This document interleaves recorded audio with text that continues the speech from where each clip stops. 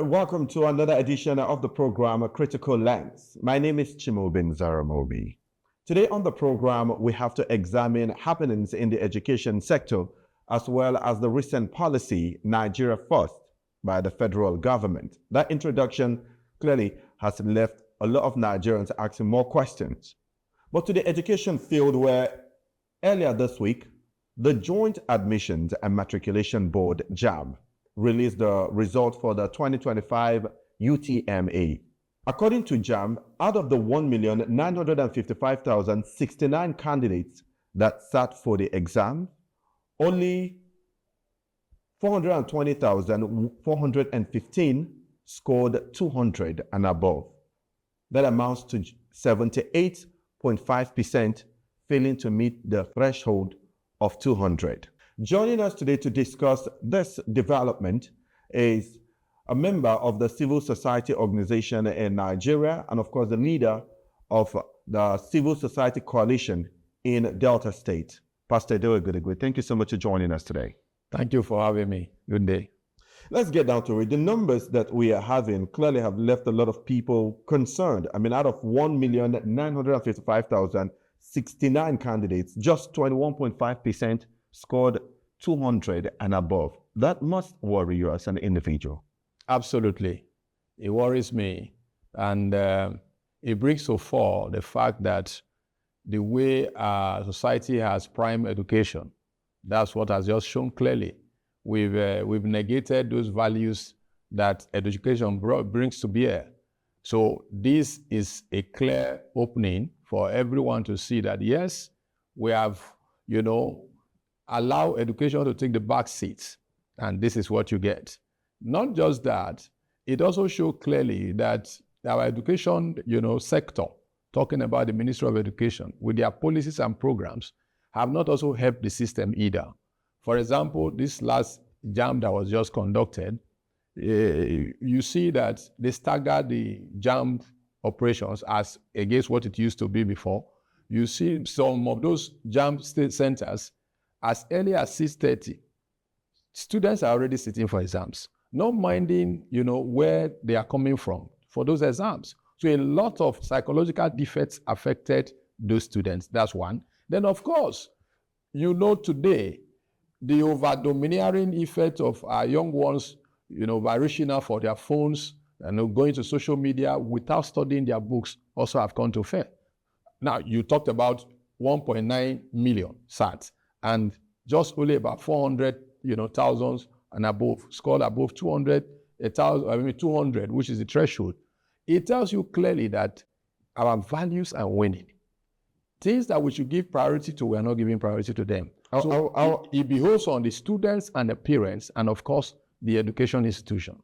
Now, I'd like you to hold your thought on the values and all of that. Let's go back to the exam itself. If you remember, I was last week, former presidential candidate of Labour Party, Peter Obi, raised concerns about the exam timetable of JAMB. But let's look at the logistics. The concept of moving students. For example, I'm in Warri South local government area. You're taking me to Kwale, for example, to write my exam. Assuming my parents don't have money to give me hotel accommodation in Kwale. Aren't those supposed to be some of the core issues that JAMB ought to take into consideration before allotting position or centers for candidates? Exactly, which was why I situated part of the blame game on the education sector, which is where those who conducted this JAMB of a thing. One, you don't do your due diligence. Every year, Nigerians, the education sector, they conduct JAMB exams. So what are the learning points from one year to the other? The only thing you could see from this one is a staggered, dates, where for up to a week, the JAMB process was going on. So that's one thing that has happened with this current one as against the previous one. But how come, for somebody now traveling from one local government to more than 3 local government difference to go and write exam as early hours of 6:30 in the morning? If you don't have accommodation, all of those things will weigh in on that student. Psychologically, morally and all of it, it will affect those students. So those are things that JAMB are not taught through before engaging. But I do believe that, yes, there is room for improvement. They are testing so many things at the same time. But I tell you the truth, our approach to rediscovering ourselves and redefining the moment is not just apt at all. But it appears that JAMB is not even paying attention to core issues. For example, the issue of accreditation. Accreditation was supposed to start by 6:30 in the morning. That's what JAMB said, which if you look at the timing and given the security concerns and the distance students will have to move and the transportation nightmare, for example, in Delta State, on Saturday, PTI Junction was flooded with students. There was no means for them to even get to their examination point. Let's start with that. Now, the fact that JAMB consistently finds it difficult to address basic issues like accreditation, which even if you get to your center on time, the accreditation can destabilize you as a student. And that has happened consistently over the years. It is not something of, let's say, 3, 4, 5 years. It's happened for decades now. Doesn't that show that JAMB is not focused on ensuring that students are fully prepared for the exam? Rather, they are just much more interested in whatever money they make and send revenue to the government. I've said this before, and I'm also saying it again. Now, when people do not know what is expected of them, it's difficult for them to deliver. Now, look at it. The people that are even administering this JAMB process, how apt are they with regards to managing a very technical, process like this JAMB they are talking about? That's another question that we must answer first, because until they understand exactly what they are out there to do, they won't do it well. That's what we're saying. I agree with you completely.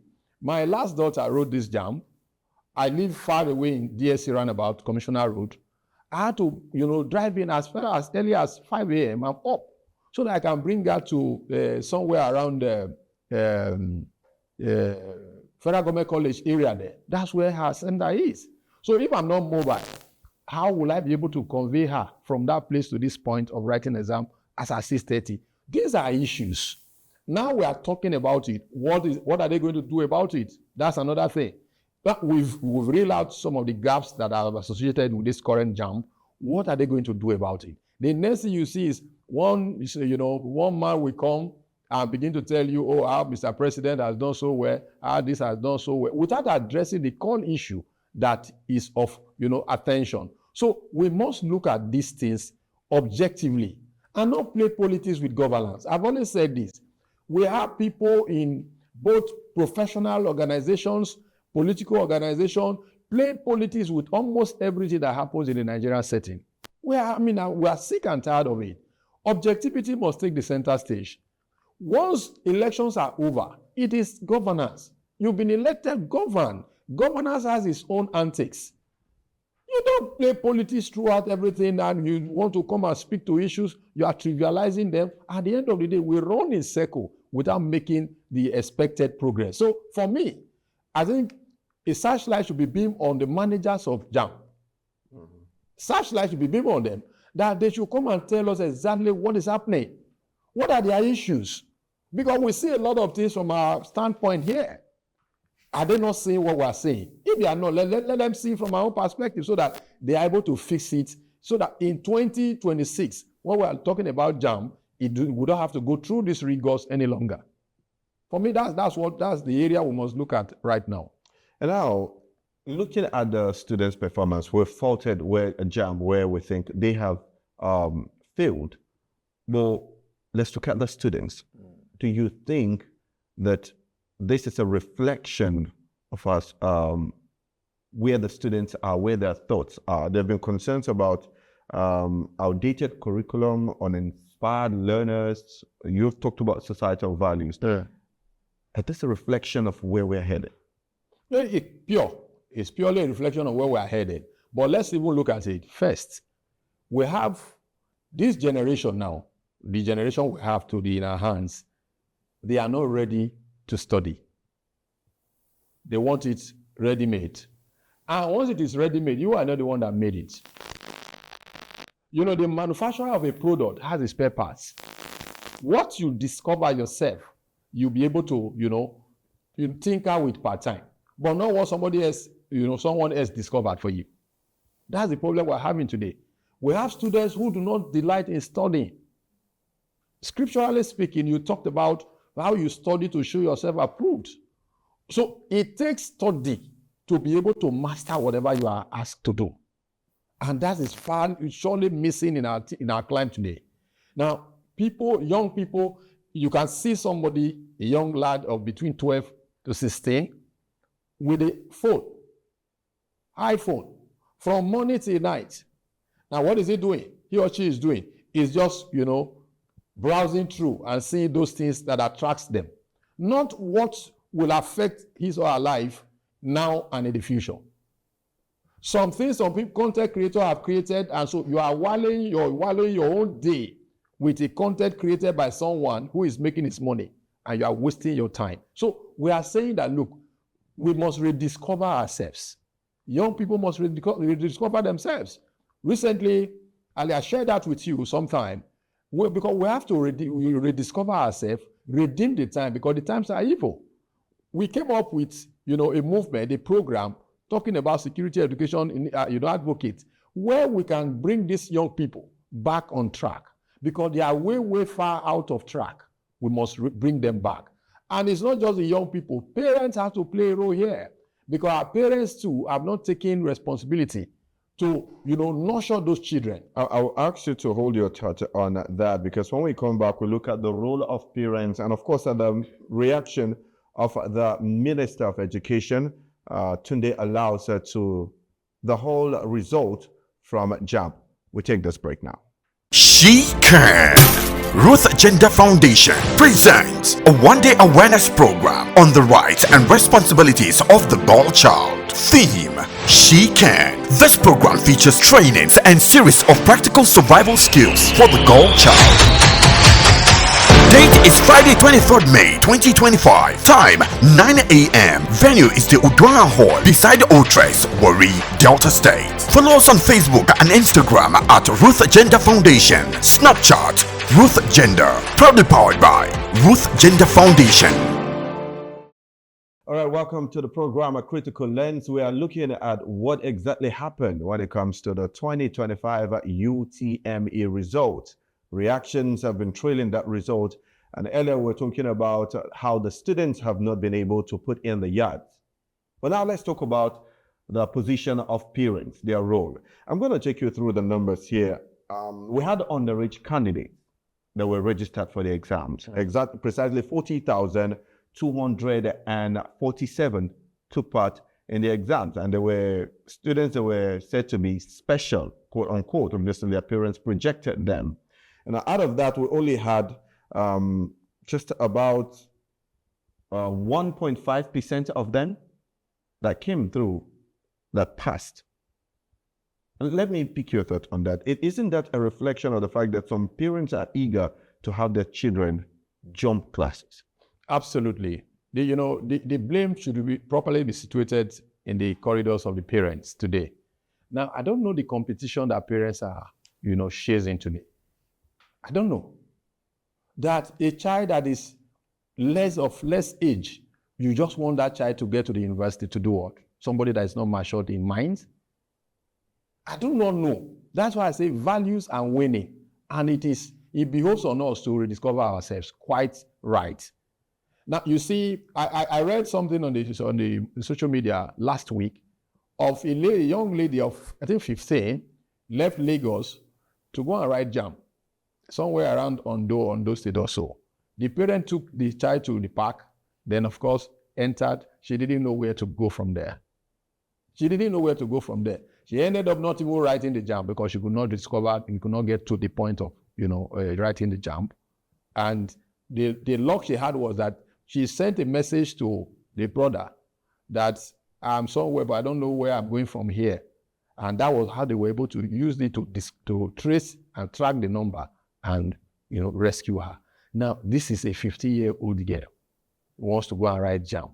She could not even get to the point of writing the JAMB. And that's somebody you want to take to the university after writing JAMB. So I don't know where the parents of today, why they are rushing their children to. So it's a problem. I think that our legislation too, with due respect to them, they've also not lived, lived above board. If not, there should be proper legislation to regulate and redirect all of this. I had a friend I have all the children in Canada. She told me that when the children finished their secondary school year and went to Canada, in Canada, you must be 18 years minimum before you can go to the higher institution. She told me clearly that her children that have done secondary school, some of them were taken back to what we consider as JS3 here.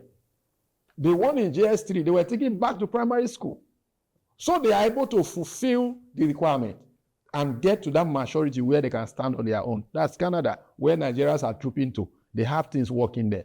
But here, everything that is negative is what we treasure here. So I believe that there should be a rethink. There should be a retooling of that process so that we don't just, get people who do not know their left from right in the name of writing JAMB. And more also, you saw the failure that is, how many factors, were attributed to the failure.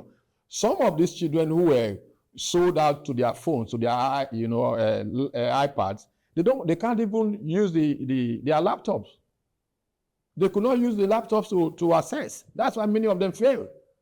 Some were crying, wailing that the system could not work because you don't know it. You don't have access to it. All you know is, just go to Google, go to WhatsApp, YouTube, and all of that. That's what they know. So it is a call for action.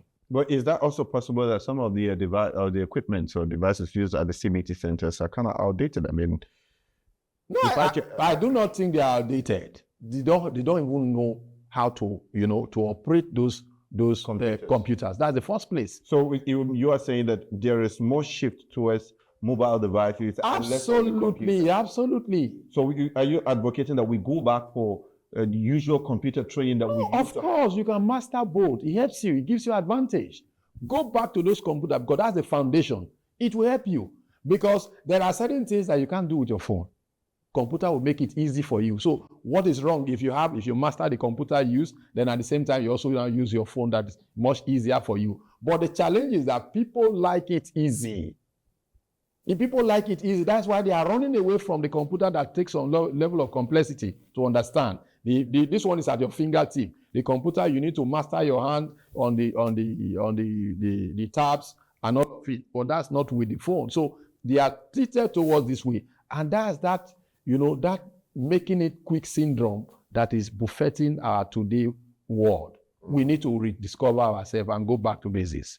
And just to be able to correct the number, there actually was at 1.16% out of the underage candidates that were able to cross the threshold.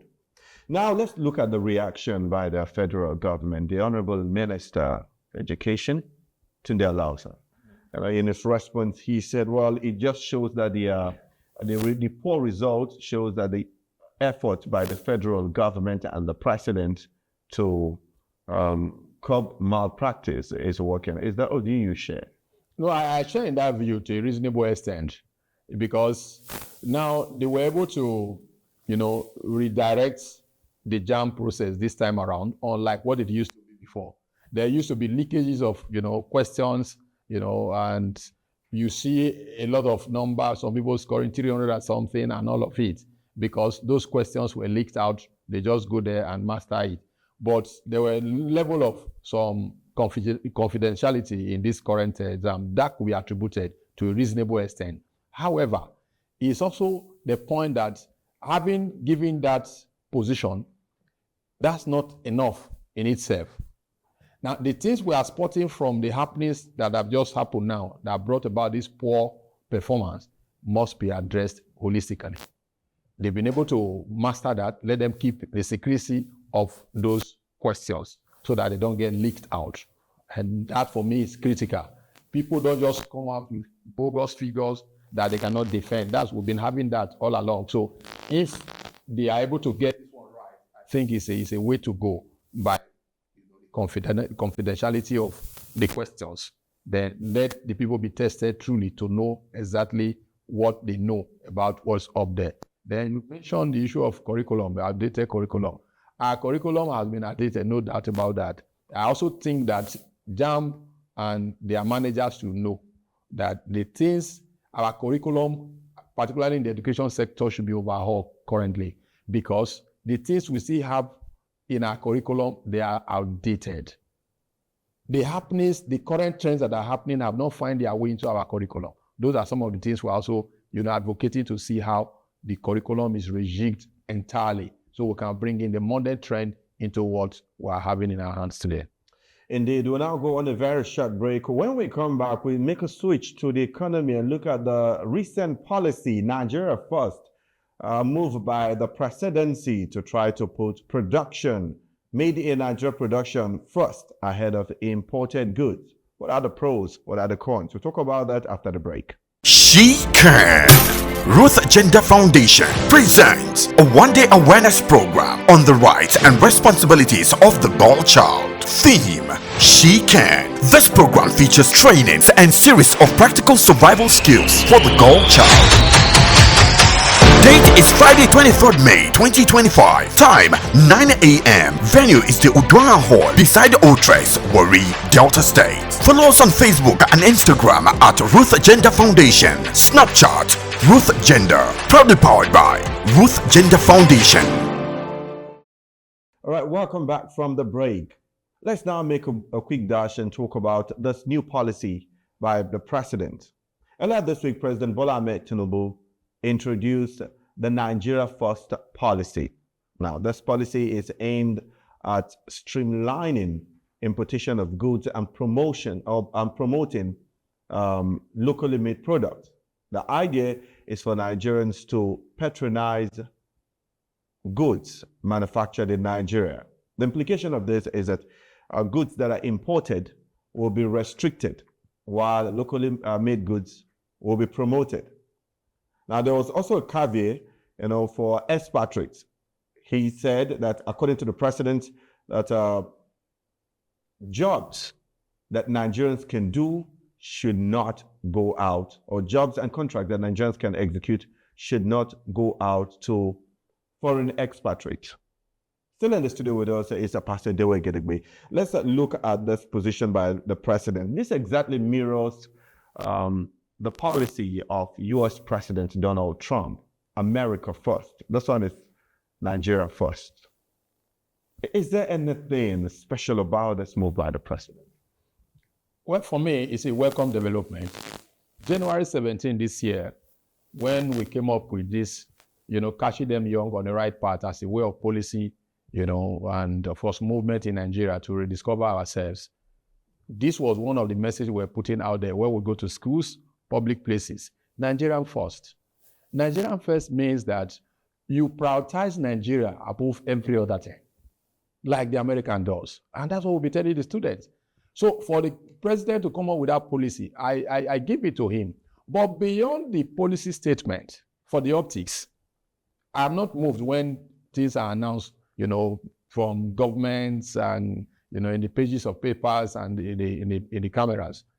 I am particular about the strategy behind the policy and how do you want to drive this policy?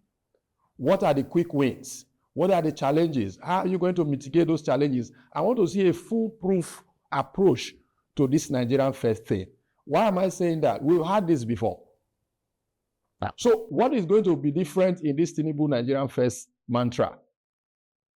Is he going to now stop using those sophisticated vehicles that he uses about as an example? Or is he going to compare the governors and the House of Assembly members, the National Assembly members, and ministers and commissioners to start using made in Nigerian vehicles, the innocent motors, and all of those vehicles that are fabricated back home here?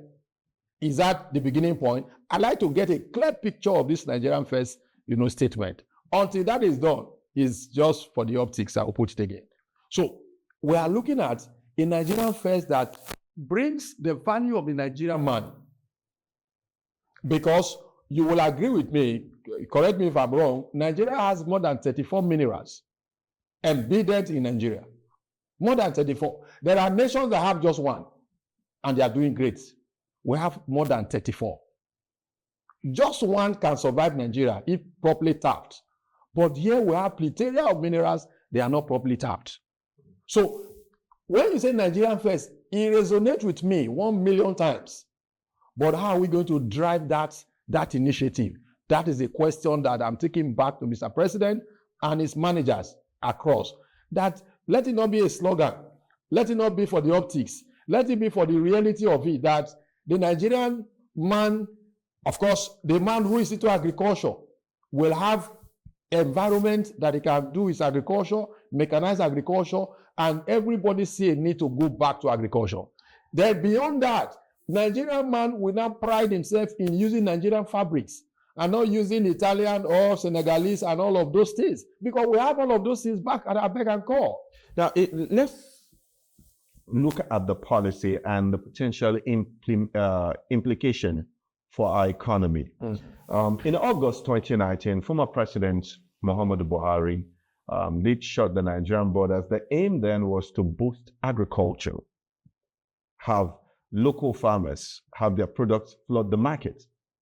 But what happened between then and now, because the effect of that closing the borders against the importation of rice and what if you are placing a ban on importation of rice, was that we had increased food prices, inflationary pressure on the economy. We had smuggling and black marketers that were really, really cashing out on that. We had reduced regional trade that also impacted Nigeria, pressure on local production because most of the local factories were unable to meet up with our demand. This direction by the president is it appears that it will be worse. Under Buhari, it was banning of some agricultural products, but this one is going to affect agricultural products. It's going to affect other commodities. So the question now is, how is this going to be different from what Buhari did when he started that in August 2019? You see, which is why I said we should ask Mr. President. It's not enough to come out for the optics. Let him give us a blow-by-blow account of how he wants to achieve this Nigerian first concept. It's not enough to tell us. Because for Buhari, with due respect to him, Buhari was just a mismatch. Some of those things that he told us were not things that came from him. You know, when you copy and paste, it's garbage in, garbage out. He didn't really understand some of those policies that he came up with. Maybe some people banned them up there and give them to him as a man at the center of affairs. He read them out because he doesn't have the understanding of what those things are. That's why we got ourselves enmeshed in all of those failures here and there. But I'm saying that Tinubu, for his crack nature, he's been crack in managing Lagos State. He has that entrepreneurship and economic viability. So let him come full swing. Give us a template of how he wants to achieve this Nigerian first. I'll be one of his promoters without him reaching out to me. I want to see a clear-cut strategy to drive this Nigerian first. And it has to begin with him. I said it in my opening in talking about this. It has to begin with him.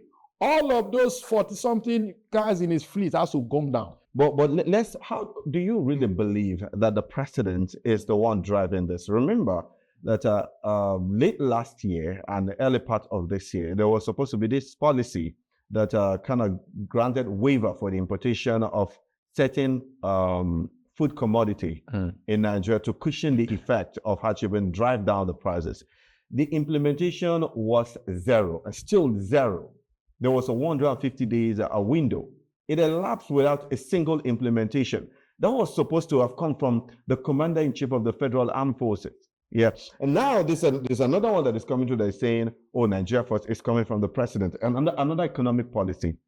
Do you really have the belief that this is coming from the president or not people around the president? I said, why? Okay, so which is why I'm putting it back to him now, that we, as a citizen of this country who has a right to engage government, and which we are doing now, we are asking for a charter of demand, asking for the strategy for implementing this Nigerian first policy. So it is that strategy that we are going to engage. When you tell us that by month 1 to month 3, this and this will happen in your strategy plan, we will hold on to it. We'll watch you so that by month 1 to 3, if we do not say anything, we'll call you back to question it.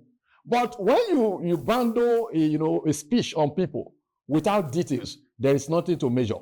So, which is why beyond this statement he has made now, let his managers, his media managers come with a blow-by-blow account of the blueprint of how to manage this Nigerian first concept by, localizing everything around Nigeria. In terms of, labor employment, for instance, where you talked about, let it be clear that for any expatriate that is coming to Nigeria here, there are certain number of jobs that must not, be negotiated. They must go to the indigent. So that we're able to measure every such expatriate in that line. Once those stop gaps are not measured, they are not put there. There's no way to measure it. So we are giving it back to them. Let them come with a clear-cut direction on how to implement this Nigerian first policy, which for me is a welcome development. I've longed for this for so many years. It's coming as a way of policy pronouncement. But beyond the pronouncement, I want a strategic implementation plan to implement this Nigerian first policy. There and then, we're going to mobilize Nigerians to hold every government public office holder accountable whenever they are deviating from their policy statement. All right. Well, to say thank you so much, Pastor Edewor, for joining us today to x-ray some of these issues. Indeed, it's been a very, very wonderful conversation right here on a critical lens. It's important to know that the renewed Hope Nigeria First policy is expected to take effect as soon as the executive order is signed by the president. With that, come to the end of this edition of the program. We'll be back again with a fresh edition. Until then, bye.